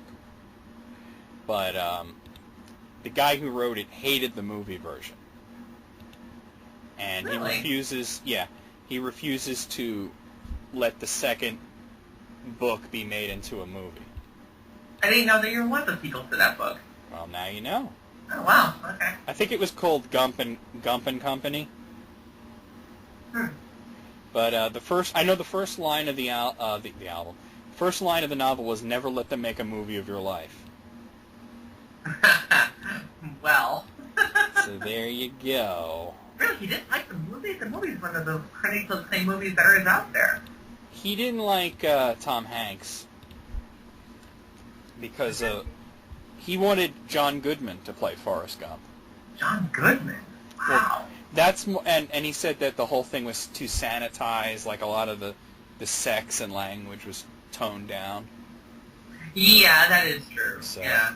Basically, he didn't like that they made it into like a feel-good movie because it wasn't supposed to be that kind of story. I can see that. Okay. So I can understand that. It was a good movie, but it wasn't anything to do with his book, basically. Number 22, Ghostbusters 1 of 3. Zool apparently bought the building. Yeah, I've just seen the Zool building for... Number 21, Dr. Jekyll and Mr. Hyde revisited. The cane killed something! I killed a motherfucking bee! Number 20, Pong consoles. Ah, that stained white color, that tasteless wood grain. Number 19, Dragon's Lair. Did I just die by walking into the fucking door? Yeah. Number 18, Ghosts and Goblins. I used up all my fuck points during the last 107 episodes. Number 17, Rocky. Get up off the floor, you fucking dickhead. He's up at the floor! Number 16, Rob the Robot. Affirmative your ass. Let's play. Number 15, Battletoads. I'm going back behind the couch when it's safe. I feel like I've done this list before, but that's okay, I guess. I think I have done it. I think we have done it. That's yeah. okay. I'm just going to go through it. Number 14, Virtual Boy. You wouldn't want to play this thing in public anyway. You'd look like an asshole. Number 30. You know what? We have done this. I'm just going to stop. I know we've done that one. I know we've done this. You know what? I think I have this email marked because there's a lists in here we haven't done. Okay. But I think it was the Desert Island albums, actually. I know we haven't done that one. No, All right. Let me unmark that one. Here's another one from S Serpent. Let's see. Boy, oh boy, oh boy. Only on Tuesday. Oh, I don't want to do these. That good, huh? I mean, like his top 25 Deep Space Nine episodes. I'm just like, come on, man. I would like that. And then his bottom 25 Deep Space Nine episodes. Yeah, why not? Just seemed like it would take forever. All right.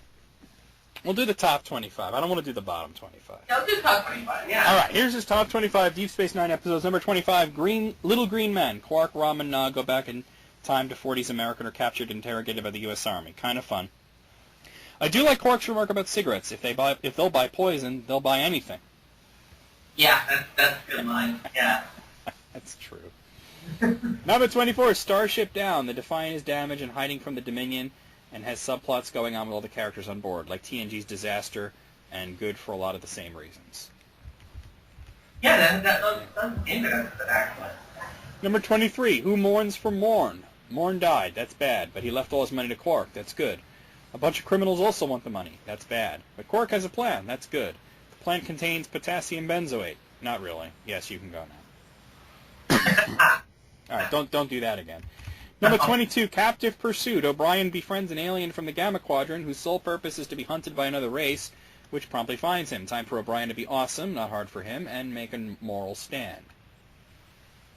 Okay. Number 21, our man Bashir. Bashir and Garak get to play James Bond on the holodeck, just in time for GoldenEye to be out that Christmas too. Some nice jokes and even a crazy plot. I don't know about that one. I didn't really care much about that one. Yeah. Number 20, Call to Arms. The Dominion doesn't like Cisco mining the wormhole entrance, so it's time for war.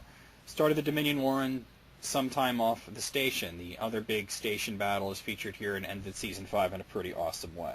That was awesome. Well, that's when the show started to get really good. Yeah. Number 19, Hard Time. O'Brien is sentenced to live a long-term prison sentence. Do you have spell check, S Serpent? In the span of only half an hour in his mind, and now must deal with his life with the memories of what he experienced. Interesting stuff. But that's so like the Inner Light, you know? Yeah, I'm not really down with that. I mean, it's a good idea. It's just that it had been done already. Yeah. Number 18, The Wire. Garak is wigging out because an anti-torture countermeasure of his is breaking and starting to make him sick. It's up to Bashir to find a cure and to sort out Garak's lies, which is the harder of those two. Well, I like any episode with Garak in it because Garak is amazing. But... Number 17, Trials and Tribulations. What could have been a total Rick Berman wet dream, is actually a really good episode with Deep Space Nine cast back in time with Kirk's Enterprise during the classic The Trouble with Tribbles episode. Bonus points for Dax in the 60s miniskirt and beehive hairdo. That was a really cool episode. I like how they did that. I'm surprised you didn't comment on Dax and the... Well, I mean, Dax is fucking hot anyway. That's why I'm surprised you didn't comment. Well, I mean, everybody knows she's hot. Come on now. Number 16 and 15, By Purgatory's Shadow and By Inferno's Light. Garak and Worf go looking for survivors from the Romulan and Cardassian disaster that was a season or so back, and find a nice big armada waiting for them to get thrown in a prison camp. Meanwhile, the station learns of a pants-shitting secret that changes everything on the show and solidifies the Cardassians as the scumbag villains they were always meant to be. Yeah, those were some really damn good writing in them. Yeah, that was a great two-parter. Number 14, The Magnificent Ferengi. Quark gets a bunch of Ferengi together to rescue his mom. Could have been so bad, but manages to be a lot better than it has any right to be. Yeah, that's a pretty fun episode. It really is. I remember the whole thing with Quark's mom was hilarious. It made him uncomfortable when she wore clothes. Because a woman's supposed to be naked. Yeah. I mean, it would make me uncomfortable if my mom was walking around naked. Right? No, actually, you know what? It was Nog that was really uncomfortable. Now that I think of it. Was it that? Yeah, Nog was the one that was, like, really creeped out by her wearing clothes. Because now that I'm remembering it, Quark was just, like, he was actually kind of proud of his mother now that I remembered it because she made profits. No, no, I don't think it was Quark. I think it was his brother Rom. That was No, Rom was the more conservative one in that sense that he was really uncomfortable with the whole thing. You gotta remember, like, Rom is like a little boy almost. I thought he was more supportive of his mother than Quark was, though. Well, he was supportive, but in the same way, he was also really creeped out seeing her out of her gender role. That's true, yeah. Number 13, Blood Oath. Dax teams up with 3 classic Klingons to learn why you don't stick to old promises when you're in a new body. Great nostalgia factor with the 3 originals and Dax's story on coming to grips with a promise she wants to keep but shouldn't, but this was the start of Dax turning into a Klingon having her Trill story sidelined. Yeah, I really liked seeing Core and all of them in that. Yeah. So that was cool. Number 12, Improbable Cause. One day Garrick's tailor shop is all blowed up, and Odo was on the job to find out why. More of Garrick's lies and another appearance of Tane, who was in The Wire, and was in the second part of the Die is Cast. And Navran Tane, very interesting character. I like that. You know, part of what bugged me, I mean, I like Deep Space Nine, but part of what bugged me is that basically we're in a giant floating strip mall. Yeah, pretty much. That was number 11. No, that wasn't. Number 11, The Die is Cast. Follow-up to Improbable Cause has the Cardassians and Romulan strike force to destroy the Dominion, hitting the skids hard as... Has he heard of punctuation? Hard as hell, while Garrick is desperate to return to Tane's side. His torture of Odo was moving for him and Odo both, and hearing at the end what kind of trouble is brewing was a little chilling. Yeah, that was a solid. Yeah. Number 10, Inter Arma Enim Silent Ledges. Bashir and that Sloan asshole go to Romulus and are up to no good. Or they're up to some good, or something. I hate Sloan, but Romulans are cool, and so is this episode. Actually, not that good for me. I don't really like it. I would have to say that I think he's stretching on that one. Yeah. Number 9, Past Prologue. Cisco and Kira butt heads on how to handle... Oh, imagine that. On how to handle a Bajoran terrorist who wants asylum on the station. The politics in the show are used to great effect. First time we see Garrick, the Duras sisters show up too. Great episodes. Yeah, I think it's the only time we see the Duras sisters show up. Is that right? Yeah. Well, yeah, because they got killed off in Star Trek Generations. Yeah, that's right, yeah. Number 8 is Bar Association. Rom rubs 2 brain cells together, remembers that he's smart, and puts together a union to stop Quark's bullshit labor practices and manages to impress Lita to boot. Proof Ferengi episodes can be good. Yeah, I really did enjoy that episode. It was fun. Number 7 and 6, What You Leave Behind Parts 1 and 2. Series finale successfully wraps up pretty much everything. You really don't need more Deep Space Nine after this, and that's probably the worst part, is that the show was so good. Honestly, and this is just me, but in the second part of What You Leave Behind, I didn't care for it. Okay. Number 5 and number 4, The Way of the Warrior 1 and 2. The Klingons are on the warpath to uproot Founders and end up going against the Federation in a thrilling finale and manages to add Worf to the cast too, for better or worse. The beginning of the new Deep Space Nine was off to a great start. Those two are one of my 2 favorite episodes. I would agree with that fully. Yeah, they're great. Number 3, In the Pale Moonlight. Cisco sells his self-respect, principles, and commits some pretty ugly business to turn the tide in the war with the Dominion. Many Trek fans actually hate this episode for going against the Roddenberry ideals of humans being awesome, but screw 'em, this one rocks. Actually, this one's my number 1 favorite out of the whole series. Number 2, Duet. Kira has a Cardassian in jail who may or may not be a major war criminal, and the Cardassian sure does keep a story different each time. Bar none of the best episodes, and certainly one of the best guest characters, phenomenal bottle show. I felt that was a good episode of The Next Generation. Right? Yeah. Because that's so what they were trying to do with that one. Yeah, it felt very TNG. Yeah. And finally, number 1 is Necessary Evil. Odo looks into an unsolved murder case from years ago when Quark is nearly killed during a break-in. Odo kicks ass, takes names, and flat-out rules here. Bonus points, it aired on my birthday. Well, I mean, I think that may be the only reason it's number one, because that's such a middle-of-the-road episode. I consider it a mediocre episode. Yeah, I mean, not bad, but certainly not amazing, but it's because it aired on his birthday. I guess, yeah. Whatever. Out of 25, I'm gonna say 17. What do you say, Tanya? Let's say 20. Okay. Oh boy, I've been saving that one for Jesse, because you wouldn't want to. You don't want to do his top 10 clowns, do you? No. I didn't think so. Fuck no. Tanya is extremely chorophobic, so. No. Oh God, just even thinking about it. Oh God, no. No. No. Ooh, that's like the EG thinking about it. His top 10 clowns. What the hell, man? No. Okay, let's see. Those are for Jesse. All right, I got some stuff from the anime fans just the other day. That's actually just one list. His top 5 overrated list names. Top 5 overrated list names. Yeah. Essentially saying the top 5 types of lists that he doesn't like. Okay. Very meta. Number 5, worst game. Oh, so you hate the game because it's hard, ugly, boring, or some combination of it. Just don't put E.T. on the list. It'll make you desperate for views.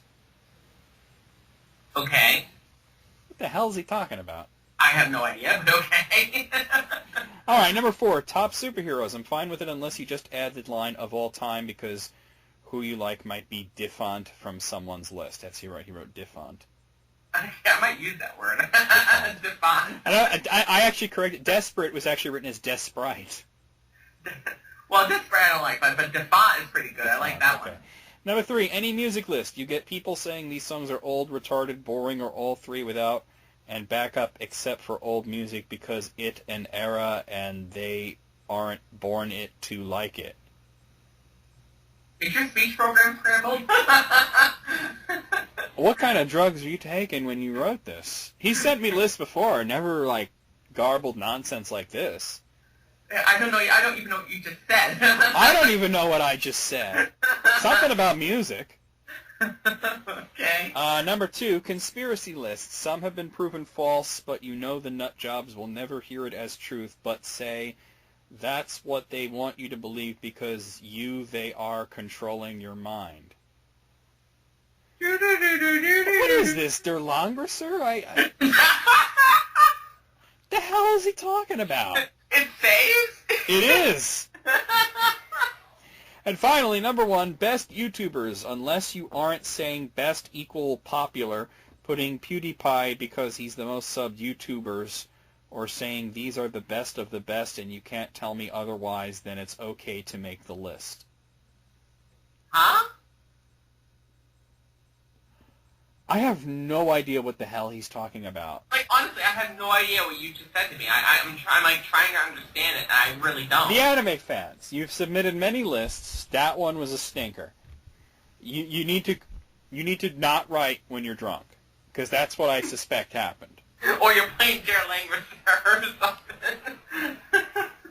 You gotta work on sentence structure because I have no idea what the hell you're talking about in any of it. Honestly, I have no idea. I gotta give that a 1 out of 5 just for sheer confusion. Yeah, I'm gonna say 1 out of 5 as well. I'm confused, honestly. Yeah, I don't know. Okay. Alex Shannon sent me one that he sent me this a long time ago, but I never did it for some reason. But I'm going to do it now. It's very interesting, Tanya. Okay. It's submitted by Alex Shannon. It's from Tickled. It's the 20 biggest plot holes in world history. What? So essentially what they're saying in this one is if history was a movie or a TV show, these would be things that people would point out as plot holes.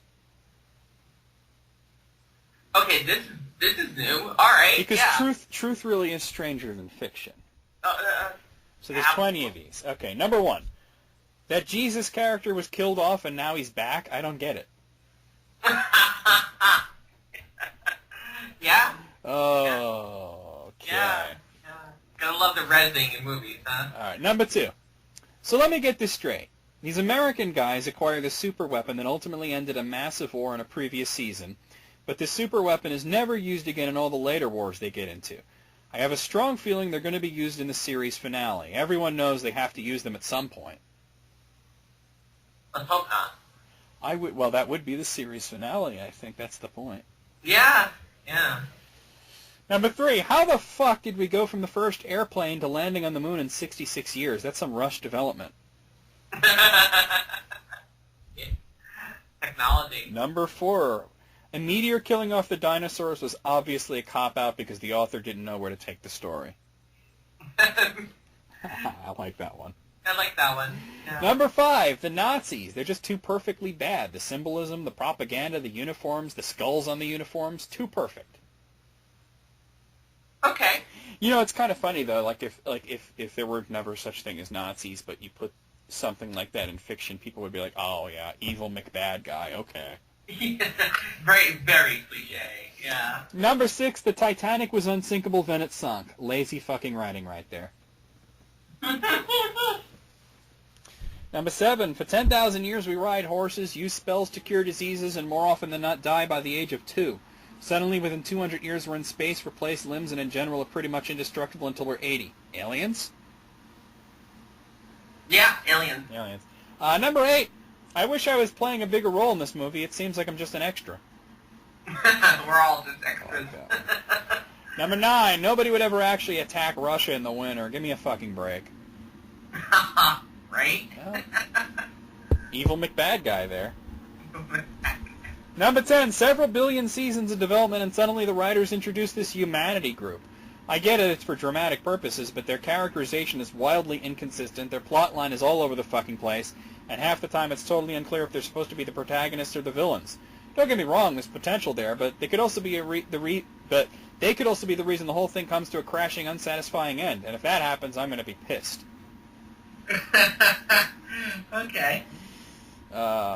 Number 11, a real jump the shark moment was when they let Napoleon come back just for them to beat him again. Really lazy writing there. Yeah.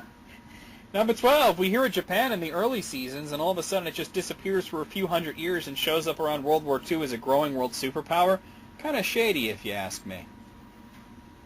Well, the writers went on strike at that time. No, that must have been it, yeah. Yeah. Number 13, a plague wipes out vast quantities of Europeans and then shows up randomly later. Obvious sequel bait. Obvious sequel. Number 14, it was a pretty clever transition how World War II sets up the whole U.S. versus Soviet plotline, but then it's like the Soviet Union left to make another movie or something. The writers just killed it off overnight with no foreshadowing. Okay. Yeah, I can see that. Number 15, I feel like the series has gotten stale with this whole terrorism plot device. It seems like any time there's a plot hole in the character's motivation, they immediately jump to terrorism. Yeah, it's been going on for quite a while. Yep.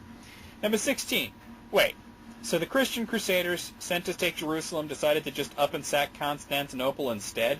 A city which, after Rome, was the capital of the Christian world? Give me a break. Yeah.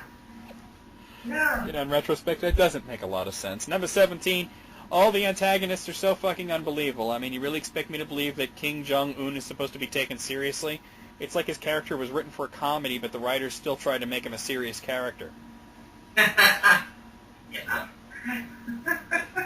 Number 18, what happened to communist China? All of a sudden, it's the biggest capitalist out there just because Mao died? Really? Oh, yeah.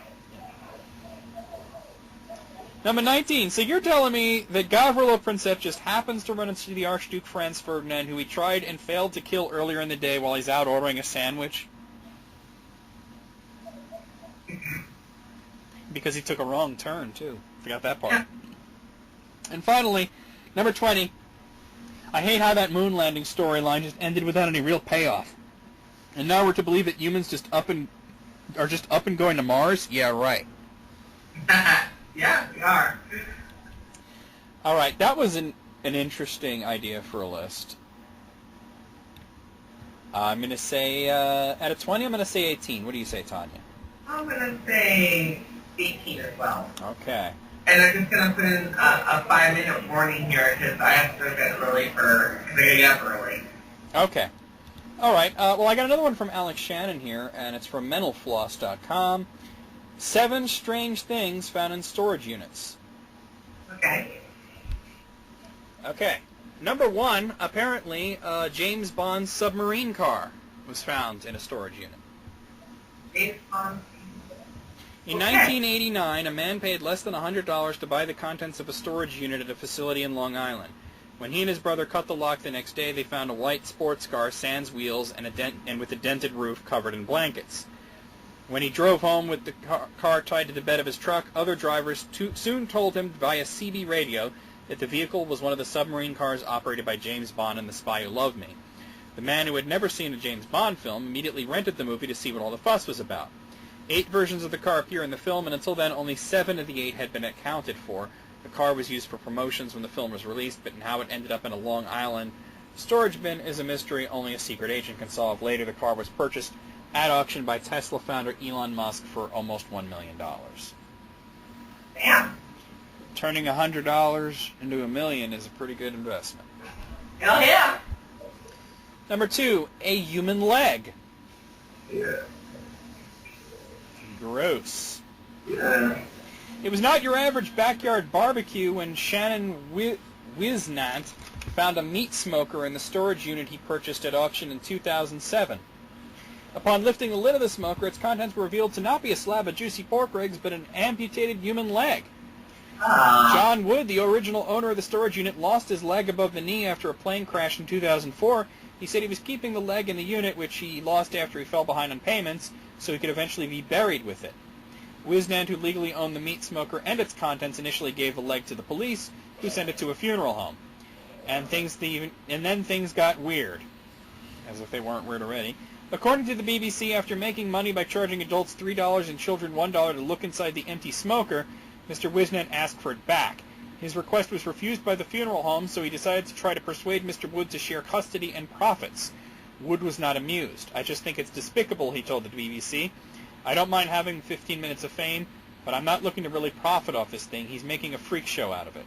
The pair eventually went to court, TV court, Judge Greg Mathis to be exact, and the leg was returned to Wood. That's crazy. Wouldn't it rot? Yeah, wouldn't it? I don't know. Number 3. Now this is something you hope to find. Listen to this one. In 2011, a man contacted collectibles expert Mark Balella with an incredible story. He just bought the contents of a storage locker in the San Fernando Valley and found Action Comics #1, the first Superman comic, inside. He wanted to sell it, but it wasn't meant to be. The issue he'd found in his newly purchased locker had been stolen from actor and comic book fan Nicolas Cage's home in 2000. Cage had bought the comic valued at about $1 million in 1995. 5 years later, he'd reported it stolen to his insurance company. Cage called its resurfacing 11 years later an act of divine providence. Wow. Wow. That sucks, Yeah. though, that you get the storage bin and you find the most valuable comic book there is, and then you don't get to sell it because it was stolen property. That's horrible. That sucks. I hope we got compensated. I hope he got some sort of reward for returning it. Yeah, I hope we got something, you know? Okay. Number 4. While in Miami in 2011, cameras followed Alan Half and Clinton Jones of Spike TV's Auction Hunters as they paid $1,500 for the contents of a storage unit. After making the purchase, the professional storage unit bidders load whatever they find of value into a truck to be sold later and donate or trash what remains. This time, a NASA countdown clock and rocket were what was found behind door number 1. Hoff and Jones met with a space memorabilia expert to authenticate the items before reselling them. NASA did not ask for the rocket back. Mm-hmm. I wonder how much they got for that. I wonder. It doesn't say. Number 5, Burt Reynolds might be the most famous of all pack rats. Over the course of his tenure in movies, the actor routinely acquired memorabilia and collected artifacts from his life that he stored in storage units. When he defaulted on payments in 1999, the contents of his unit were put up for auction. However, a group banded together, bought many of the items, and created the Burt Reynolds and Friends Museum so fans from all over could see things such as Reynolds' honorary sheriff's badges, Roy Rogers' saddle, and personal letters from other celebrities to Reynolds. My question is, why did Burt Reynolds default on his storage payments? It seems like he would have enough money. Well, I think he had money troubles once upon a time. Oh, okay. Number 6, here's something you don't want to find. In 2012, a family in Florida discovered their grandmother's remains had been stored in a unit after a deathbed confession from their mother, according to the Tampa Bay Times. When 95-year-old grandmother Ann Bunch died in a nursing home, her daughter, Bobby Bennett Hancock, promised to take care of everything.